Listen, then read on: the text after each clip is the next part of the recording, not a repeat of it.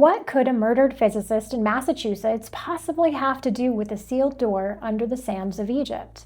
On the surface, nothing.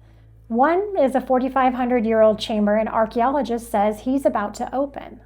The other is a string of scientists alive and working today who have turned up dead or simply vanished over the last few months and years. Different continents, different centuries, no connection at all except for one word. The same word sits at the center of both stories: energy. The kind that doesn't ever run out. The kind a lost civilization of Atlantis may have buried in Egypt, at least as far as the legend goes. And the kind a handful of modern scientists were chasing right up until the moment their lives ended. So we have a question. What happens to the world the day energy becomes free? And why does it seem like getting close to that answer is one of the most dangerous things a person can do? Start with the dream, because you have to understand what's at stake to understand why anybody would kill for it. Imagine you wake up tomorrow morning and energy is free. The cost of generating power drops to almost nothing forever. Think about what's actually buried inside the price of everything that you own. The food on your table had to be planted, harvested, refrigerated, and trucked across the country. Energy at every step of the way. Your house was built from materials that were mined, smelted, and shipped. More energy. The water from your tap is pumped and cleaned with energy. Strip the cost of energy out of all of it, and the price of nearly everything on Earth begins to collapse. Imagine clean water for every village that's never had it because desalination suddenly costs nothing to run. Deserts turn green, the poorest places on the planet leapfrogging straight into abundance. No more wars fought over oil fields because the oil field under everyone's feet is the open air. It is, on paper, the single greatest gift you could hand to the human race. This alone would end more suffering than any invention in history. But forget the world for a second, let's talk about you. Because here's the part nobody explains. Right now, you are paying an energy tax on everything.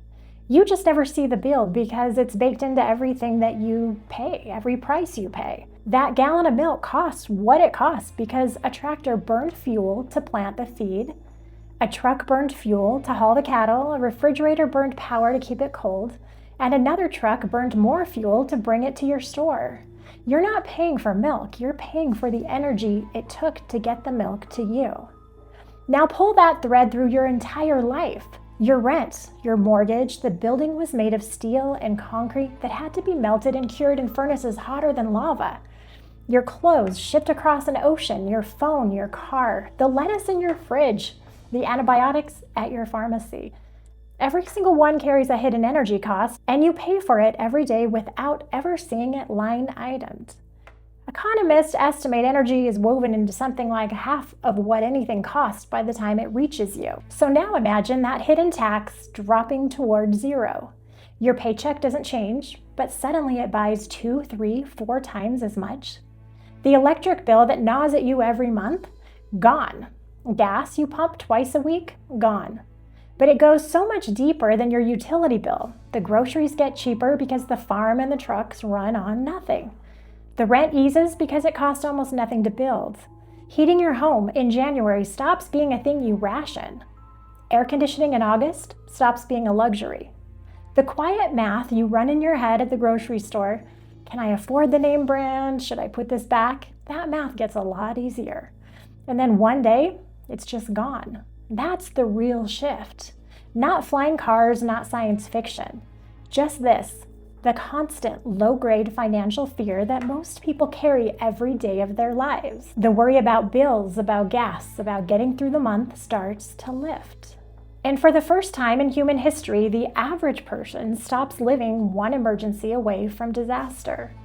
That's what free energy actually means for you. It's not about gadgets, it's about finally being able to breathe. Which is exactly why it would terrify the people who own the world as it is right now. Because every dream this big casts a shadow, and the shadow has names. In December of 2025, Nuno Loureiro was shot at his home outside Boston. He was 47 years old, and was not a fringe figure. He was the director of the Plasma Science and Fusion Center at MIT, one of the most important fusion laboratories on Earth. He led the kind of research meant to deliver clean, almost limitless power. He once said that fusion energy would change the course of human history. And then, one night, in his own home, he was killed. Now, his death is being investigated as a homicide. And at the time of this recording, no motive tied to his research has been established, and no clear motive at all has been made public. I'm not going to sit here and tell you that a shadowy agency pulled that trigger.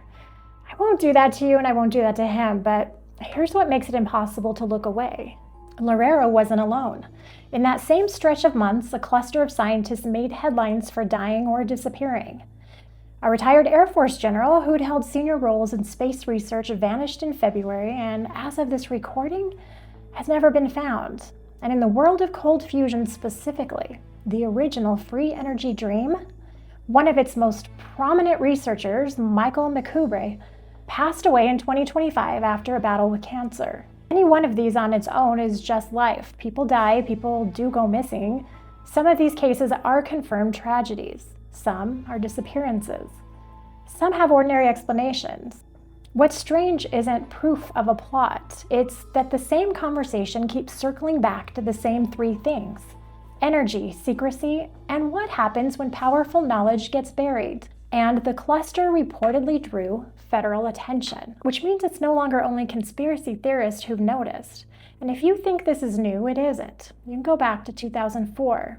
Eugene Malov was an MIT-trained scientist, one of the most credible voices in the cold fusion world, the founder of a magazine devoted to breakthrough energy. He spent his life arguing that a clean, cheap energy source had been found in a lab, and then buried, not by murder, but by ridicule and lost funding. And Gene Malov died. Again, the honest version. People were arrested for his murder and convicted, and the case was called a dispute at a property he owned, not tied to his research. So I'm not telling you that he was silenced, but you cannot ignore the shape of it. The loudest voice for free energy in America killed right as he was pushing hardest. Go back further to 1997. Stephen Marinov, a European scientist who had become the face of that continent's free energy movement, fell to his death from a university building. The documented account is that he took his own life, devastated after his own experiments failed to prove what he'd hoped. That's the record, that's what we've been told.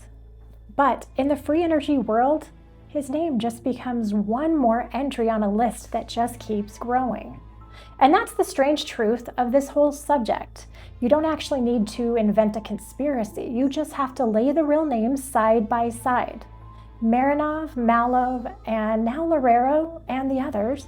So set the deaths aside for a second and just ask the cold question. If free energy were real, who loses? Start with the biggest industry in human history. Oil and gas isn't just a business. It's the foundation that the modern world is leveraged on. Entire nations whose only wealth is what's under their sand. Pension funds, banks, currencies, all of it resting on the assumption that energy will always cost money. Free energy doesn't compete with that world. It deletes it. Overnight, the most valuable resource on the planet becomes worthless. And it isn't only the obvious villains. Think about what cheap but not free power means versus fully free power. Every utility company, every government that taxes energy at the meter, every fortune built on scarcity, because the entire concept of wealth depends on some things being scarce. Free energy is the most powerful tool for spreading wealth ever imagined, which is exactly why it's the most powerful threat to anyone whose fortune depends on keeping wealth where it is. I want to be clear about what I'm not saying. I'm not saying a cabal of oil executives is ordering hits on physicists. I have no evidence of that, and neither does anybody else. What I am saying is simpler and, in a way, more unsettling. You don't need a secret order to suppress something. You just need a world where the most powerful people alive have every reason to want it to fail, and almost no one with the power to want it to succeed. In a world like that, breakthroughs don't need to be murdered. They just quietly never happen. And the people chasing them tend to not have very easy lives. Which brings us all the way back to that sealed door under Egypt. Because here's the thread that connects a dead physicist in Boston to a 4,500-year-old chamber at Giza. The sleeping prophet Edgar Cayce said the civilization that buried its records in Egypt powered itself with a great crystal, an energy source without limit. He's talking about Atlantis. The contactee, Chris Bledsoe, who says he's been invited to Egypt this fall, has speculated that what's coming out could have something to do with endless energy. And now, in the same window of time those prophecies point to, in 2026, leading energy scientists are dying, and a door that has been sealed for 4,500 years is about to be opened. Maybe that's nothing. Maybe it's the human mind doing what it does, finding patterns and noise. The boring answer is always still on the table. And I'll be the first to tell you if that's where this lands.